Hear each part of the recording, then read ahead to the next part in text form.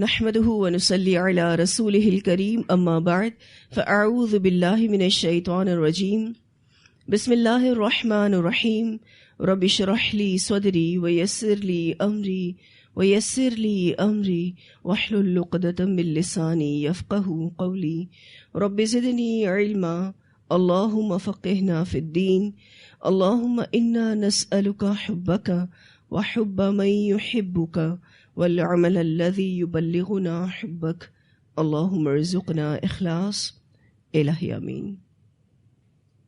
Lesson number 156 سورۃ الکہف آیت number 100 to 110 انشاءاللہ 100 سے لے کر 110 تک.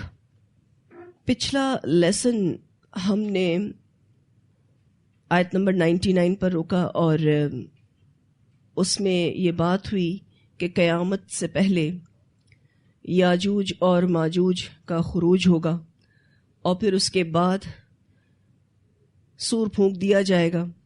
پہلا سور پھونکا جائے گا، لیکن آیت میں دوسرے سور کی بات ہو رہی ہے کیونکہ دوسرے سور کے بعد ہی تمام لوگوں کو جمع کیا جائے گا. اور اس کے علاوہ ہم نے اس آیت میں یہ بھی بات پڑھی کہ قبروں سے لوگ نکالے جائیں گے اور اس سے پہلے نفخہ ثانی ہو چکا ہوگا اور پھر اللہ تعالیٰ سب کو میدان حشر میں جمع کریں گے. اس سے ریلیٹڈ ایک حدیث ملتی ہے. سیدنا حذیفہ بن اسید رضی اللہ تعالیٰ عنہ بیان کرتے ہیں کہ رسول اللہ صلی اللہ علیہ وسلم ہمارے پاس تشریف لائے. ہم باتیں کر رہے تھے. آپ صلی اللہ علیہ وسلم نے فرمایا تم کیا باتیں کر رہے تھے؟ ہم نے کہا ہم قیامت کا ذکر کر رہے تھے. آپ صلی اللہ علیہ وسلم نے فرمایا قیامت قائم نہیں ہوگی جب تک تم اس سے پہلے 10 نشانیاں نہ دیکھ لو گے. پھر آپ صلی اللہ علیہ وسلم نے ذکر فرمایا دھوئیں کا، دجال کا، زمین کے جانور کا، مغرب سے سورج کے نکلنے کا اور حضرت عیسیٰ علیہ السلام کے اترنے کا، یاجوج ماجوج کا اور 3 جگہ خسف کا یعنی زمین کا دھسنا، ایک مشرق میں، دوسرا مغرب میں اور تیسرا جزیرۃ العرب میں. اور فرمایا ان سب نشانیوں کے بعد یمن سے ایک آگ نکلے گی جو لوگوں کو ہانکتی ہوئی ان کے جمع ہونے کی جگہ لے جائے گی. اسے مسلم نے روایت کیا ہے. اب آپ دیکھیں تو اس حدیث میں 10 نشانیاں بتائی گئی ہیں جو کہ بڑی نشانیاں کہی جاتی ہیں کہ قیامت کے قریب یہ سب کچھ ہوگا.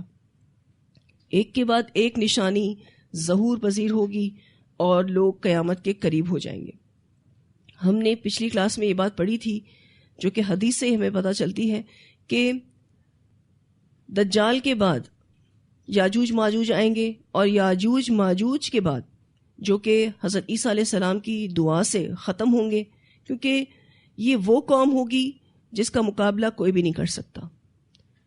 تو اللہ تعالیٰ حضرت عیسیٰ علیہ السلام کی دعا سے ان کو ختم کریں گے. پھر حضرت عیسیٰ ہی کی دعا سے ان کی ڈیڈ باڈیز کو بھی ٹھکانے لگایا جائے گا کیونکہ ان کو دفنانے کا کام بھی کوئی نہیں کر سکتا تھا، اتنے سارے یہ ہوں گے. پھر اس کے بعد آپ دیکھیے کہ اللہ سبحانہ تعالیٰ زمین کو صاف کرے گا اور پھر اللہ تعالیٰ زمین پر ایک ایسی ہوا چلائے گا جس سے تمام مومنین کی جان قبض کر لی جائے گی. پھر اس زمین پہ بدترین لوگ باقی رہ جائیں گے. آبویسلی اس میں کچھ ٹائم گزرے گا، لوگ چینج ہوں گے، نیک لوگوں میں پھر برے لوگ بھی پیدا ہوں گے یا اچھے لوگ برے بن جائیں گے. ایسا بھی ہوتا ہے کہ اچھے ہوتے ہیں لیکن دکھاوے کے اچھے ہوتے ہیں، پھر بعد میں وہ منافق اور فاسق بن جاتے ہیں. مومنین کو تو ایک ہوا کے ذریعے فوت کر دیا جائے گا. پھر دنیا میں بدترین لوگ بچیں گے، ان پر قیامت قائم ہوگی. ٹھیک ہے. اور یہ جو 10 بڑی نشانیاں ہیں ان کے ظہور سے پہلے پہلے اگر کوئی معافی مانگ لیتا ہے تو اس کے لیے توبہ کے دروازے کھلے ہیں. لیکن جیسے ہی یہ کاؤنٹ ڈاؤن بگن ہو جائے گا، ایک کے بعد ایک بڑی بڑی نشانیاں آنا شروع ہو جائیں گی، تو پھر اس کے بعد کسی کی بھی توبہ قبول نہیں ہوگی. توبہ کے دروازے بند ہو جائیں گے کیونکہ یہ اتنی بڑی بڑی نشانیاں ہیں کہ جن کو دیکھ کر لوگ واقعی اللہ کو مان ہی جائیں گے. تو اللہ پر ایمان لانا ہے غیب کے ساتھ. اللہ کو بھی ماننا ہے اور اللہ کی بھی ماننا ہے. ٹھیک ہے. اب آگے جو یہ سورۃ الکہف کی آخری آیات شروع ہو رہی ہیں، اس میں جہنم کا ذکر بھی آپ کو ملے گا، جنت کا ذکر بھی آپ کو ملے گا، توحید کا ذکر بھی آپ کو ملے گا. یعنی اتنی بیسٹ آیات ہیں اور اتنا بیسٹ کنکلوژن ہے سورۃ الکہف کا. سورت بھی بہت ہی پیاری، قرآن کے بیچوں بیچ آئی ہے، حکمت کے خزانے لے کر آئی ہے، عمل کی موٹیویشن لے کر آئی ہے، اور اب یہ اینڈنگ پر ہے تو آبویسلی اس کا اینڈ بھی بہت ہی اسٹرانگ کیا جا رہا ہے. اللہ سبحانہ تعالیٰ فرماتے ہیں وَعَرَضْنَا، اور ہم پیش کریں گے جہنم، جہنم کو، یومئذ، اس دن، للکافرین، کافروں کے لیے، عرضا، پیش کرنا. وَعَرَضْنَا کا جو لفظ ہے اور آخر میں عرضا کا لفظ بھی آیا ہے، مانا کسی چیز کو سامنے لا کھڑا کر دینا. مسلم کی روایت میں آتا ہے جہنم کو قیامت کے دن گھسیٹ کر لایا جائے گا اور اس کی 70,000 لگامیں ہوں گی اور ہر لگام کو 70,000 فرشتے لے کر آئیں گے. اقبال کیلانی صاحب کی کتاب جہنم کا بیان، اس کے صفحہ نمبر 60 سے میں کچھ احادیث آپ کے سامنے جہنم کی وسعت کے اعتبار سے رکھنا چاہ رہی ہوں کہ جہنم کتنی وسعت رکھتی ہے. حضرت ابو ہریرہ رضی اللہ تعالیٰ عنہ کہتے ہیں کہ ایک دفعہ ہم رسول اللہ صلی اللہ علیہ وسلم کے ساتھ تھے کہ اچانک دھماکے کی آواز سنی. رسول اللہ صلی اللہ علیہ وسلم نے دریافت فرمایا، جانتے ہو یہ آواز کیسی ہے؟ راوی کہتے ہیں ہم نے عرض کیا اللہ اور اس کا رسول صلی اللہ علیہ وسلم ہی بہتر جانتے ہیں. آپ صلی اللہ علیہ وسلم نے ارشاد فرمایا، یہ ایک پتھر تھا جو آج سے 70 سال پہلے جہنم میں پھینکا گیا تھا اور وہ آگ میں گرتا چلا جا رہا تھا حتیٰ کہ اب جہنم کی تہ تک پہنچا ہے. اسے مسلم نے روایت کیا ہے. اب یہ خبر آپ صلی اللہ علیہ وسلم کو کیسے ملی؟ وحی کے ذریعے، کیونکہ ایک آواز سنوائی گئی اور پھر وہ آواز سبھی نے سنی، اور پھر نبی اکرم صلی اللہ علیہ وسلم نے سوال متوجہ کرنے کے لیے کیا. پتا تھا کہ صحابہ کرام کو اس کا جواب نہیں آتا، اور پھر اس کی اوریجنلٹی بتائی کہ یہ آواز کس چیز کی تھی. اچھا بھلا دھماکہ ہوگا، اچھی بھلی آواز ہوگی، نوٹسبل وائس تھی. پھر اس کے بارے میں وحی کے ذریعے obviously نبی اکرم صلی اللہ علیہ وسلم کو بتایا گیا اور پھر آپ نے اپنے اصحاب کو بتایا. اس سے پتہ چلتا ہے کہ جہنم کی گہرائی بہت زیادہ ہے. جب گرنے والا پتھر 70 سال کے بعد جہنم کی تہ میں پہنچا ہے تو آپ سوچیں جو انسان گریں گے تو وہ اونچائی سے گرنے کا جو ایک خوف ہوتا ہے، ایک عذاب ہوتا ہے، کیسے مبتلا کیے جائیں گے اس میں. آپ کسی گہری کھائی کو دیکھ بھی لینا تو اندر تک اس کا خوف سرایت کر جاتا ہے، آپ کے رونگٹے کھڑے ہو جاتے ہیں، آپ خوف میں مبتلا ہو جاتے ہیں. ابھی گرے نہیں ہیں اس میں، جو گر رہا ہو تو پھر وہ کیسا خوف محسوس کرتا ہے. آج کل لوگ ایسے سٹنٹ بھی کرتے ہیں، ایسی انٹرٹینمنٹس بھی کرتے ہیں. تو اونچائی سے گرنا اور وہ بھی ایسی خوفناک جگہ گرنا جہاں صرف اور صرف آگ ہے اور عذاب ہے. اللہم اجرنا من النار. جہنم کی گہرائی زمین اور آسمان کے درمیانی فاصلے سے بھی زیادہ ہے. نبی اکرم صلی اللہ علیہ وسلم نے فرمایا، بندہ کوئی ایسی بات زبان سے کہہ دیتا ہے جس کی وجہ سے وہ جہنم میں زمین اور آسمان کے درمیانی فاصلے سے بھی زیادہ نیچے چلا جاتا ہے. اسے مسلم نے روایت کیا ہے. زبان کی آفات کہاں لے جائیں گی؟ جہنم کی گہرائی میں. ایک بات زبان سے صرف انسان کہتا ہے، صرف ایک بات، اور اللہ تعالیٰ کے رسول صلی اللہ علیہ وسلم فرماتے ہیں کہ وہ جہنم میں زمین اور آسمان کے درمیانی فاصلے سے بھی زیادہ نیچے چلا جاتا ہے. تو غور کرنے کی ضرورت ہے کہ ہم کوئی ایسی بات تو منہ سے نہیں نکالتے. ہم تو اتنے نادان ہیں کہ جانے کتنی باتیں ایسی منہ سے نکالتے ہوں گے. یہاں تو ایک بات کی، ایک جملے کی صرف اور صرف وہی سنائی جا رہی ہے. تو زبان کی آفات سے خود کو بچانا ہے. بسا اوقات کسی کے بارے میں کوئی کامنٹ دے دیتے ہیں، بسا اوقات جسٹیفیکیشنز دیتے ہیں، اپنی غلط کاریوں کی جسٹیفیکیشنز دیتے ہیں، بسا اوقات کوئی بڑی بات منہ سے بول جاتے ہیں، بسا اوقات غیبت کر جاتے ہیں، بسا اوقات جھوٹ بول جاتے ہیں. یہ ایک ہی بات ہوتی ہے، یہ ایک ہی جملہ ہوتا ہے جو انسان کو جہنم کی گہرائیوں میں لے جاتا ہے. اسی لیے زبان کی حفاظت بہت ضروری ہے، اور اسپیشلی عورتیں جن کی زبانیں بڑی بے لگام ہیں، بولنے پر آتی ہیں تو سوچتی نہیں ہیں. اسی لیے ضروری ہے کہ اگر اللہ ہمیں اچھے حالات دے تب بھی ہماری زبانیں خیر کے علاوہ اور کچھ نہ نکالیں، اور اگر برے حالات ہوں تو بھی ہماری زبانیں خیر کے علاوہ کچھ نہ نکالیں. کبھی کبھی تو اتنا ڈر لگتا ہے اس طرح کی احادیث پڑھ کے اور اس طرح کی آیات پڑھ کے کہ ہم اپنی زبانوں کو تالے ہی لگا دیں. روزانہ تمام عضو کس کے آگے ہاتھ جوڑتے ہیں؟ زبان کے آگے، کہ اگر تو صحیح رہی تو ہم صحیح رہیں گے، اور اگر تو خراب ہو گئی تو ہم بھی خراب ہو جائیں گے. بسا اوقات آپ دیکھیے دل میں کوئی تکلیف چل رہی ہوتی ہے، بڑا صبر کے ساتھ اس کو جھیل رہے ہوتے ہیں، لیکن ذرا کوئی ہمدردی ملی منہ سے نکال دیا، چیکنگ ہو گئی، نکل گئی منہ سے بات. اب وہ قابل مواخذہ ہے. جب تک دل میں وسوسے آ رہے تھے، پریشانی چل رہی تھی، آپ اس کو ایکٹیو نہیں کر رہے تھے، اوکے نہیں کر رہے تھے، تب تک خیر ہے. دل میں آنے والے خیالات پر کوئی پکڑ نہیں ہے، لیکن جیسے ہی وہ عمل میں آنا شروع ہوتا ہے، آپ اس کو لے کر ایکٹیو ہوتے ہیں، بس پھر تب سے نامہ اعمال شروع ہو جاتا ہے. ہم نے سورۃ الکہف میں نامہ اعمال کا ذکر پڑھا، ٹھیک ہے نا، اور اس سے پہلے بھی سورہ اسراء میں بھی یہی بات ہو رہی ہے کہ اپنے نامہ اعمال کی فکر کرنی ہے. اور یہ حدیث ہمیں بتاتی ہے کہ ہم بول کر زیادہ اپنا نامہ اعمال خراب کرتے ہیں، اپنی آخرت زیادہ خراب کرتے ہیں بول کر، کر نہیں، بول کر. اسی لیے جو بھی اہل علم ہوتے ہیں، جو ان پر عمل کرتے ہیں، وہ خاموش زیادہ رہتے ہیں، کیونکہ جب انسان بولنے پر آتا ہے کچھ پتہ نہیں کہ وہ کہاں تک جائے گا. اسی لیے اس بات کے لیے اپنے آپ پر پابندی لگائیں کہ جب بھی بولیں گے اچھا بولیں گے. پیچھے سورہ اسراء میں پڑھی یہ بات، اللہ تعالیٰ کیا کہتے ہیں؟ میرے بندوں سے کیا کہہ دو کہ جب بھی بات کریں احسن بات کریں، اس کے علاوہ کوئی بات نہ کریں.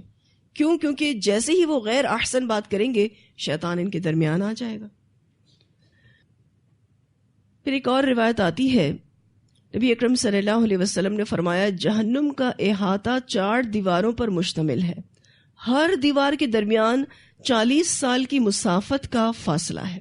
اسے ابو یعلا نے روایت کیا ہے. اس حدیث میں آپ کو جہنم کی جو ڈیزائن ہے نا وہ بتائی جا رہی ہے. 4 دیواری پر محیط ہے، یوں سمجھ لیجئے قید خانہ، ٹھیک ہے، لیکن اس کی وسعت آپ دیکھیے کہ ہر دیوار کے درمیان 40 سال کی مسافت کا فاصلہ ہے. یعنی آپ کو ایک سفر کا اندازہ کروا کے اس کی وسعت کا بتایا جا رہا ہے کہ کتنی یہ جگہ رکھتی ہے. کوئی یہ نہ سمجھے کہ یہ فوراً سے بھر جائے گی، جگہ کم ہونے کی وجہ سے لوگ جنت میں چلے جائیں گے. نہیں، جہنم کو اللہ تعالیٰ نے اتنا وسیع بنایا ہے، اس لیے نہیں کہ اللہ تعالیٰ اپنے بندوں کو جہنم میں ڈالنا چاہتا ہے، زیادہ سے زیادہ لوگوں کو جہنم میں ڈالنا چاہتا ہے، ایسی بات نہیں ہے. یہ اللہ کا انصاف ہے، کیونکہ جہنمیوں کے جسم اتنے بڑے بڑے ہوں گے کہ وہ چھوٹی جگہ میں تو آئیں گے بھی نہیں. اتنے بڑے جسم ان کو کیوں دیے جائیں گے؟ کیونکہ جتنا یہ شدت والا عذاب ہے، یہ ننھے جسم جو دنیا میں ہمیں ملے ہوئے ہیں نا، یہ تو جھیل بھی نہیں سکتے. اسی لیے جہنمیوں کو موٹی موٹی کھالیں، موٹے موٹے جسم، موٹے موٹے دانت یہ دیے جائیں گے تاکہ وہ اس عذاب کو برداشت کر سکیں. ایک اور روایت آتی ہے، حضرت عبداللہ بن عباس اس کے راوی ہیں.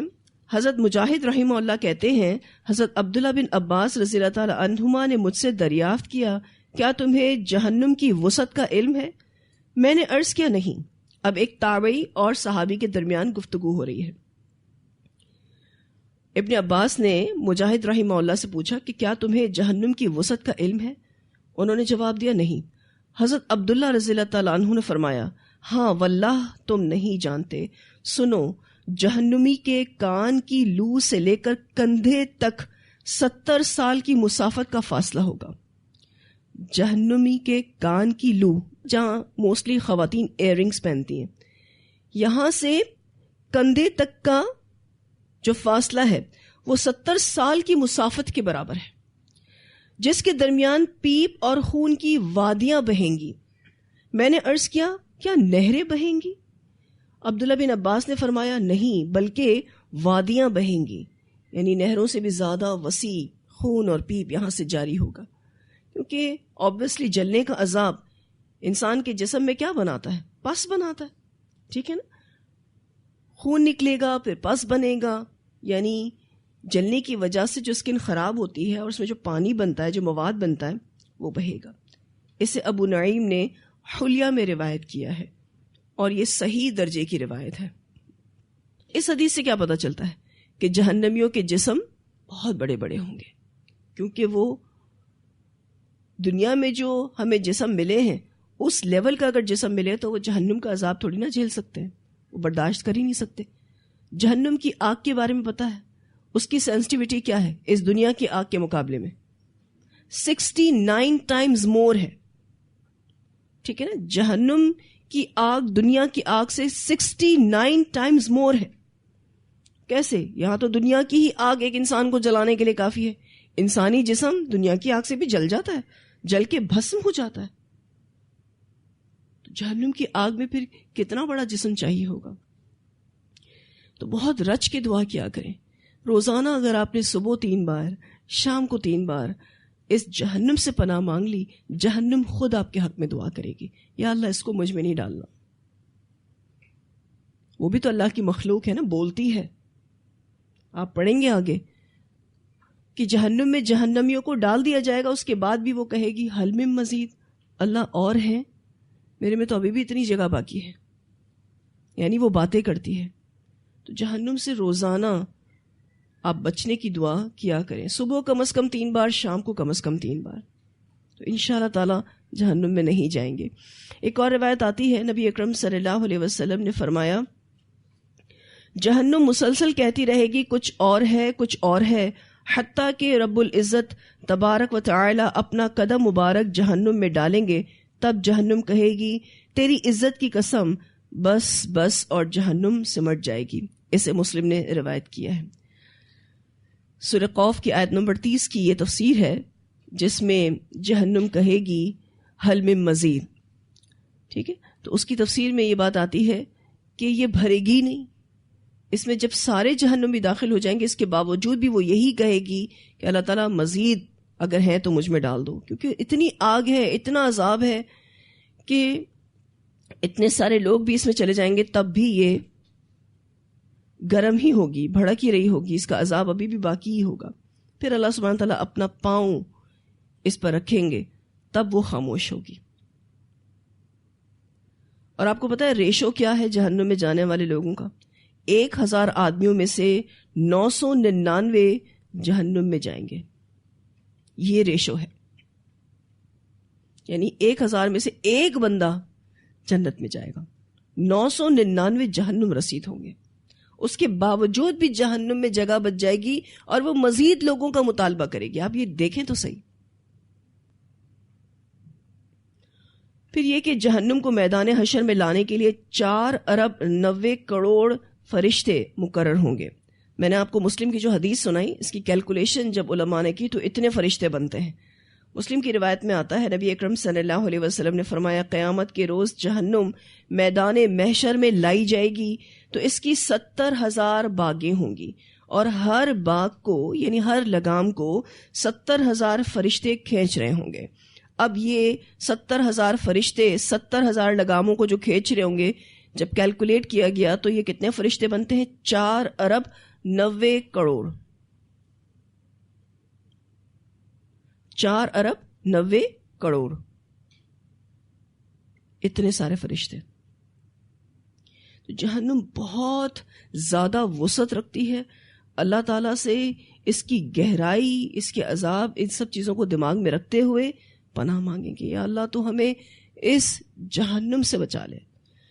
تو اللہ سبحانہ تعالیٰ فرماتے ہیں وَعَرَضْنَا جَهَنَّمَ، اور ہم پیش کریں گے جہنم کو، یومئذ، اس دن، کس دن؟ قیامت کے دن، للکافرین عرضا، کافروں کے لیے پیش کرنا۔ اب جو آگے ہم آیات شروع کریں گے، یہاں سے اپروکسیمیٹلی 10 ورسز ہیں سورۃ الکہف کی. یہ آخری 10 آیات ہیں سورۃ الکہف کی، جس کے بارے میں مسلم کی روایت ملتی ہے کہ ان آخری 10 آیات کو حفظ کرنے کی بھی بڑی فضیلت ہے. ٹھیک ہے، تو اس کو حفظ کروانے کے لیے الحمدللہ آپ کی کلاس میں کوشش کی گئی ہے. آپ اس کو اچھے سے حفظ کر لیں.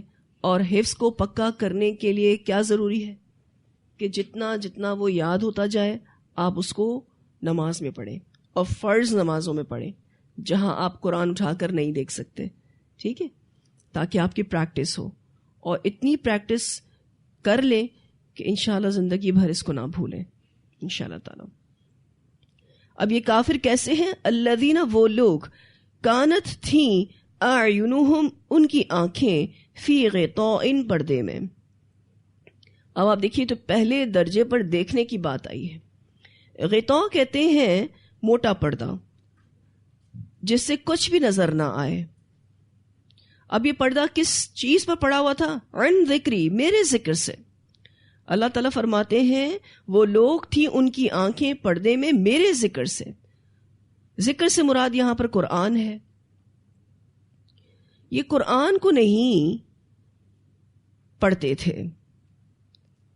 وَكَانُوا، اور تھے وہ، لا يَسْتَطِيعُونَ، استطاعت نہ رکھتے، سمع، سننے کی. اب آپ دیکھیے تو آخری درجے میں سننے کی بات آئی ہے، یعنی ان میں سننے کا حوصلہ نہیں تھا یا سننا نہیں چاہتے تھے. تو یہ کافر لوگ وہ ہیں جو اللہ کے ذکر یعنی قرآن کو سننا نہیں چاہتے، دیکھنا نہیں چاہتے. دیکھیں، ایک پردہ وہ ہے کہ انسان پڑھے ہی نہ، اور دوسرا پردہ وہ ہے کہ جو پڑھتے ہیں لیکن سمجھتے نہیں ہیں. یعنی قرآن تو پڑھ رہے ہیں. آج کتنے ایسے مسلمان ہیں جو قرآن کی ریسیٹیشن کرتے ہیں لیکن لینگویج بیریئر ہوتا ہے، ان کو ٹرانسلیشن سمجھ نہیں آتا، اس کی وجہ سے وہ عمل بھی نہیں کر پاتے. تو وہ سب لوگ اس میں آ جاتے ہیں. ایک وہ جو قرآن پڑھتے ہی نہیں ہیں، ٹھیک ہے، اور ایک وہ جو پڑھتے ہیں لیکن سمجھتے نہیں ہیں. اور یہ جو بات ہو رہی ہے وَكَانُوا لَا يَسْتَطِيعُونَ سَمْعًا، وہ سننا ہی نہیں چاہتے. کیوں سننا نہیں چاہتے؟ کیونکہ ان کو قرآن سے نفرت ہے، پسند نہیں کرتے. کسی کو بھی سنانا کب مشکل ہوتا ہے؟ آپ نے کبھی کسی کو قرآن سنانے کے لیے دعوت دی ہے؟ کتنا منانا پڑتا ہے لوگوں کو کہ قرآن سن لیں، دیکھیں یہ ضروری ہے. ٹھیک ہے، کیوں نہیں سننا چاہتے؟ کیوں ان کو سنانا مشکل لگتا ہے؟ انٹرسٹ ہی نہیں ہے. بلکہ جو لوگ قرآن پڑھ رہے ہیں جب وہ لوگوں سے بات کرنے جاتے ہیں کہ آؤ قرآن سنو، تو ان کو بھی ٹینشن یہی ہو رہی ہوتی ہے کہ ہم کیسے منائیں گے، لوگوں کو کیسے راضی کریں گے. اور اگر وہ تھوڑا بہت سننے کے لیے راضی ہو جائے تو زیادہ تو پھر بھی نہیں سنیں گے. تو ماشاءاللہ آپ 2-2 گھنٹے جو تفسیر سنتے ہیں اور 3-3 4-4 گھنٹے کی جو کلاسز لیتے ہیں، تو الحمدللہ ماشاءاللہ لا قوت الا باللہ. لوگ نہیں سننا چاہتے. لوگوں کو قرآن سنانا بہت مشکل کام ہے، سب سے مشکل کام ہے. اس بات پر لوگوں کو آمادہ کرنا وہ بھی کئی سالوں تک، کیونکہ قرآن جلدی جلدی پڑھنے والی چیز تو ہے نہیں. obviously اس میں ٹائم لگتا ہے. اور لوگوں کو جب آپ ہفتے میں 2 دن یا 3 دن کے لیے باؤنڈ کرتے ہیں تو ان کو سال ہر سال آپ کو باؤنڈ کرنا پڑتا ہے، جو کہ بڑا مشکل کام ہے. لوگ بیچ راستے میں ہی یہ سفر چھوڑ دیتے ہیں. اور جب ہم کسی کو کہتے ہیں کہ آؤ سنو، تو ہمیں یہ ڈر ہوتا ہے کہ ہو سکتا ہے وہ سنے ہی نہ، آ جائے مروتاً لیکن پھر بھی نہ سنے. ایسے بھی کتنے لوگ ہوتے ہیں جو مروتاً آ جاتے ہیں لیکن پھر بھی سنتے نہیں ہیں. حالانکہ آپ دیکھیے کہ یہ جو سننا ہے قرآن کا، یہ تو دوسرے کسی اور کام کے ساتھ بھی پاسبل ہے. مثلا اگر آپ کھانا بنا رہے ہیں تو آپ کوئی نہ کوئی لیکچر سن سکتے ہیں، ٹھیک ہے، اتنی طاقت نہیں لگتی سننے میں. اگر آپ کسی چیز کو دیکھ کر پڑھ رہے ہیں اس میں زیادہ آپ کی انرجی ویسٹ ہوتی ہے، زیادہ مشکل کام بھی ہے، بھاری کام بھی ہے. لیکن سننا اتنا بھاری نہیں ہے. دیکھ کر پڑھنے کے مقابلے میں سننا آسان کام ہے، ٹھیک ہے، لیکن پھر بھی لوگ سنتے نہیں ہیں. اب آپ دیکھیے کہ اگر کوئی چیز انسان سننا چاہے اور وہ آواز دھیمی بھی ہو تو بھی وہ سننے کی کوشش پوری کرے گا، کیونکہ وہ سننا چاہ رہا ہے. بالفرض آپ یہاں سے گزرے اور کسی نے آپ کا نام لیا دھیمی آواز میں، تو آپ کے کان وہیں کھڑے ہو گئے، میرا نام لیا گیا ہے، کوئی تو بات ہو رہی ہے میرے بارے میں. یعنی دھیمی آواز میں آپ نے اپنا نام بھی سن لیا. اور بسا اوقات جو باتیں انسان سننا چاہ رہا ہوتا ہے، بے شک ہلکی آواز ہو، وہ پوری بات سننے کی کوشش کرے گا اور کافی حد تک سن بھی لیتا ہے. لیکن جو اس کو نہیں سننا نا، اگر آپ اس کو اچھے سے اسپیکر پہ بھی چلا دیں نا، بہترین سے بہترین طریقے سے بھی اس کو سنانے کی کوشش کریں، نہیں سننا تو نہیں سننا، نیند آ جائے گی ان کو. یہ جو آخری درجہ میں نے آپ کو بتایا نا، وَكَانُوا لَا يَسْتَطِيعُونَ سَمْعًا، آخری درجے میں سننے کی بات ہو رہی ہے. یعنی پھر اس کو ہدایت کیسے ملے گی جب وہ سن بھی نہیں رہا، دیکھ بھی نہیں رہا، تو اب ہدایت کیسے ملے گی؟ اللہ سبحانہ تعالیٰ فرماتے ہیں افحسب الذین کفروا، کیا بھلا گمان رکھتے ہیں وہ لوگ جنہوں نے کفر کیا، ان یہ کہ یتخذوا وہ بنا لیں گے عبادی میرے بندوں کو من دونی میرے سوا اولیاء دوست.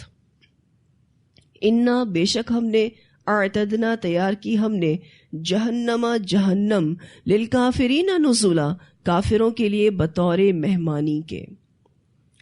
اب یہاں پر نزل کا لفظ ویسے تو مہمان نوازی کے لیے استعمال ہوتا ہے، ٹھیک ہے، لیکن یہ طنز ہو رہا ہے کن پر؟ کافروں پر، کیونکہ کافروں کی کوئی مہمانی نہیں ہوگی. یہ بالکل اسی طرح سے ہے جیسے پولیس والے مجرم کو پکڑ کر کہتے ہیں کہ آؤ تمہیں ڈرائنگ روم کی سیر کروائیں، تو وہ ڈرائنگ روم نہیں ہوتا، وہ پھر ٹارچر سیل ہوتا ہے یا مارنے کی جگہ ہوتی ہے کہ وہاں پر ان کی خوب پٹائی ہوگی اور ان کو سزا دی جائے گی.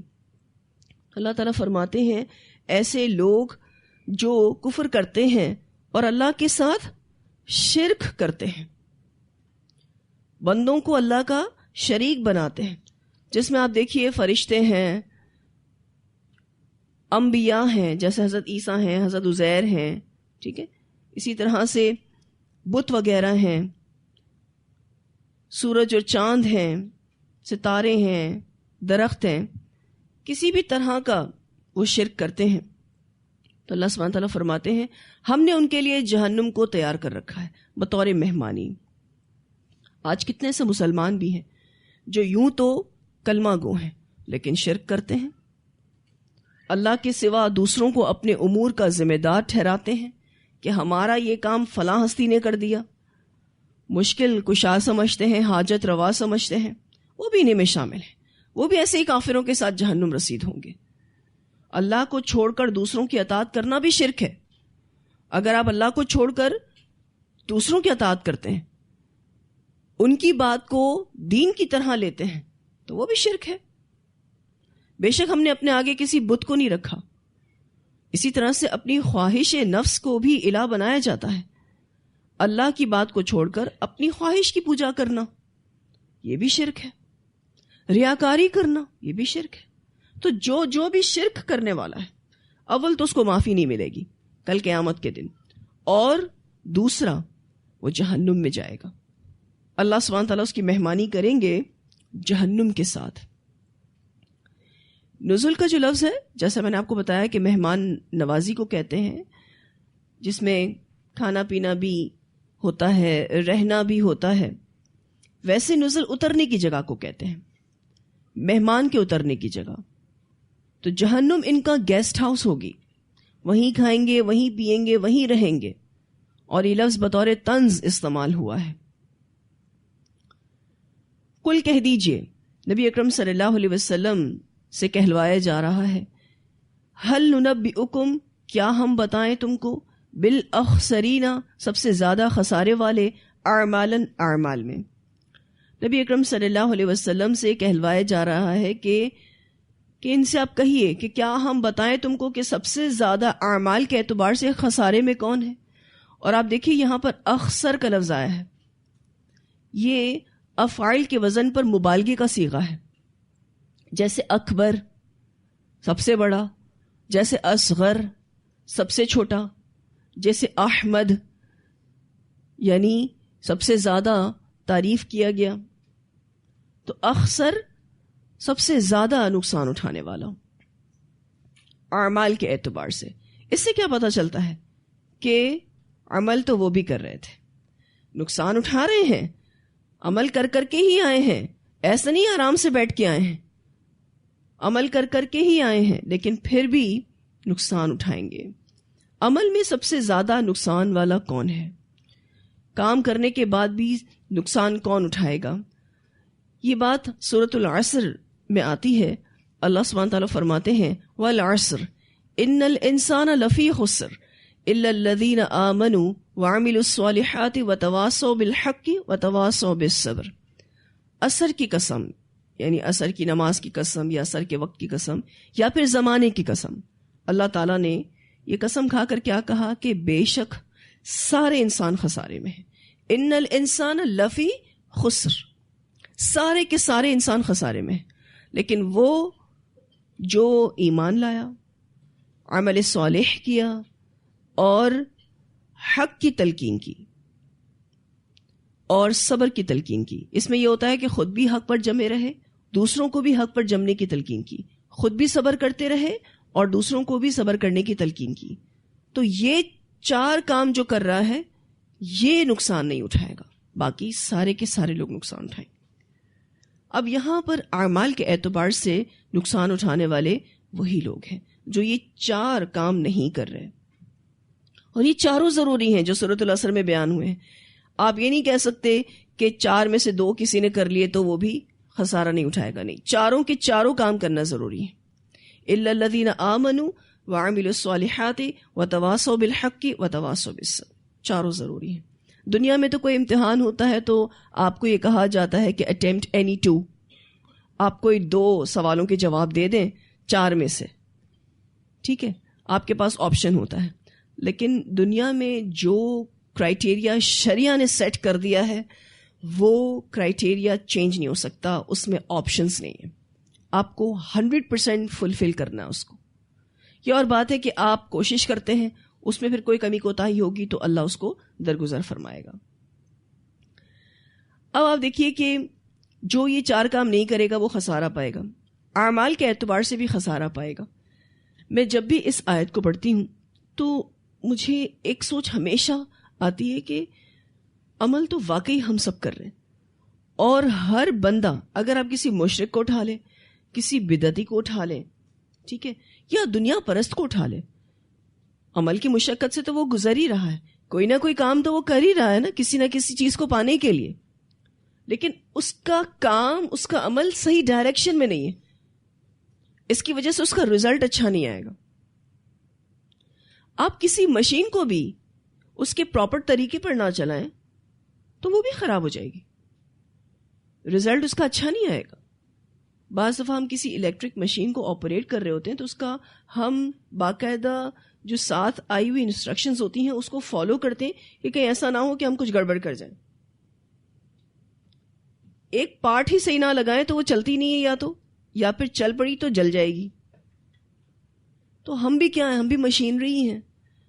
ہمارے پاس جو ہدایات کی بک ہے وہ قرآن ہے, اس کے تھرو ہمیں چلنا ہے. اگر ہم قرآن کے مطابق نہ چلے تو آبویسلی ہم بھی پھر ضائع ہی ہو جائیں گے, ساری ایفرٹس ہماری ضائع ہو جائیں گی. ہم تو قرآن پڑھتے ہوئے بھی بسا اوقات نیکی کرتے ہوئے کنفیوز ہو رہے ہوتے نہیں ہوتے. حالانکہ قرآن ہمیں نیکی کا کانفیڈنس دیتا ہے, لیکن بسا اوقات پڑھائی میں وہ یکسوئی نہیں ہوتی, یا اتنی توجہ کے ساتھ آپ نے اس بات کو لیا نہیں ہوتا, تو آپ کا نیکی کرنے میں بھی وہ کانفیڈنس نہیں آتا, آپ کنفیوز ہوتے رہتے ہیں. اسی لیے ایک دوسرے کو موٹیویٹ کرتے رہا کریں, اپنے درمیان اتنا بہترین تعلق بنائیں, کیونکہ آپ کو یہ شاید اندازہ بھی نہیں ہے کہ اہل القرآن ایک دوسرے کے لیے کتنی بڑی نعمت ہے. یہ جو آپس میں آپ کی دوستیاں ہیں قرآن سے جو آپ کو ملی ہیں, یہ ایک دوسرے کو موٹیویٹ کرنے کے لیے ہیں. ہمتیں بڑھایا کریں, ایک دوسرے کے حال احوال سے باخبر رہیں.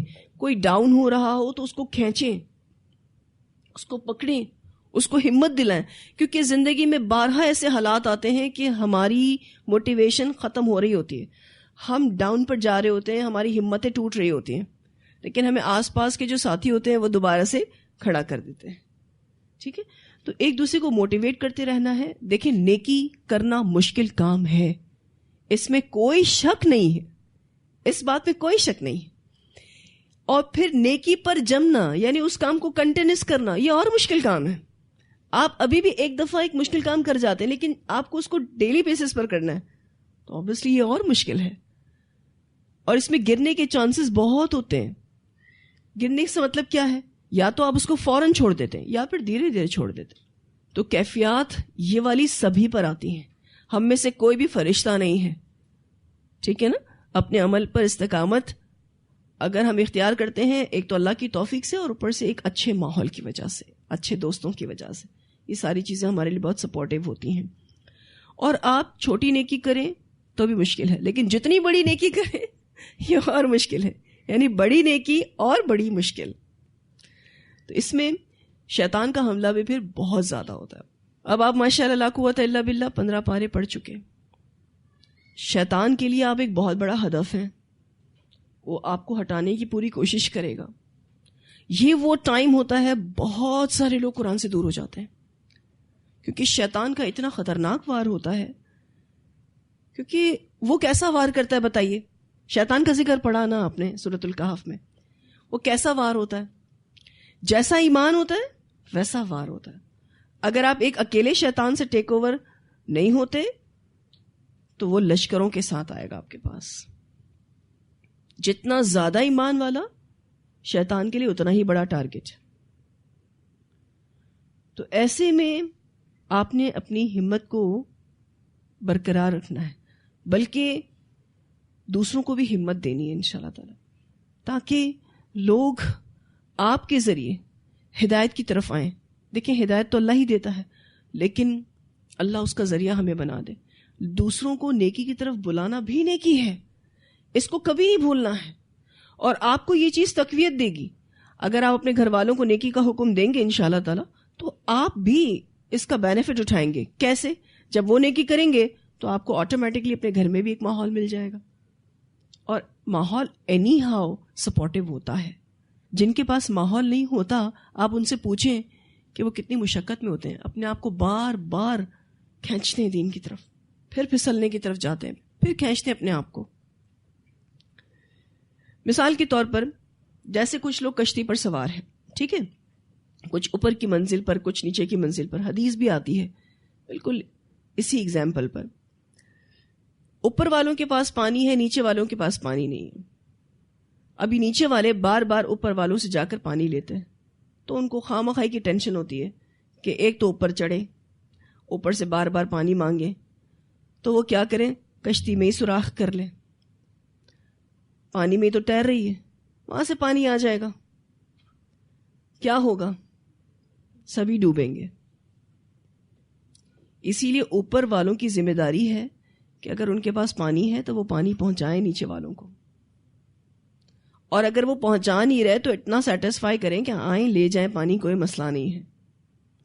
یعنی اینی ہاؤ کنیکشن مضبوط ہونا بہت ضروری ہے. ہم کیا کرتے ہیں, ہم پانی لے کر خود ہی بیٹھے ہیں, ہم دوسروں کے ساتھ اس کو شیئر نہیں کرتے. اس کی وجہ سے بہت مسئلے ہو رہے ہیں. آپ کو پتہ ہے اتنا کمیونیکیشن گیپ ہے. ایک گھر میں 3-3 4-4 سوچوں کے مالک ہیں لوگ, ایک ہی گھر میں ایک ہی چھت کے نیچے رہتے ہیں. کیونکہ محنت کون کرے؟ ہم تو کر رہے ہیں آ کر محنت, ہم نے اپنے آپ کو تو منا لیا, اپنے آپ کو تو سمجھا لیا, اب دوسروں پر محنت کون کرے گا؟ چھوڑو, وہ خود ہی سمجھ جائیں گے. ایسا نہیں کرنا ہے. آپ کے اندر جب تک پیغمبرانہ کیفیات نہیں آتی آپ دین کا کام نہیں کر سکتے. آپ کو اپنے ایمان کی وہ حرارت محسوس کرنی ہے. فَلَعِلَّكَ بَاخِعٌ نَفْسَكَ عَلَىٰ آثَارِهِمْ إِن لَّمْ يُؤْمِنُوا بِهَٰذَا الْحَدِيثِ أَسَفًا. یہ فیلنگز آپ کو اپنے اندر لانی پڑیں گی, تبھی آپ اپنے آپ کو بھی جمع کر رکھیں گے, باقیات الصالحات کی طرف آئیں گے اور دوسروں کو بھی لائیں گے انشاءاللہ تعالی.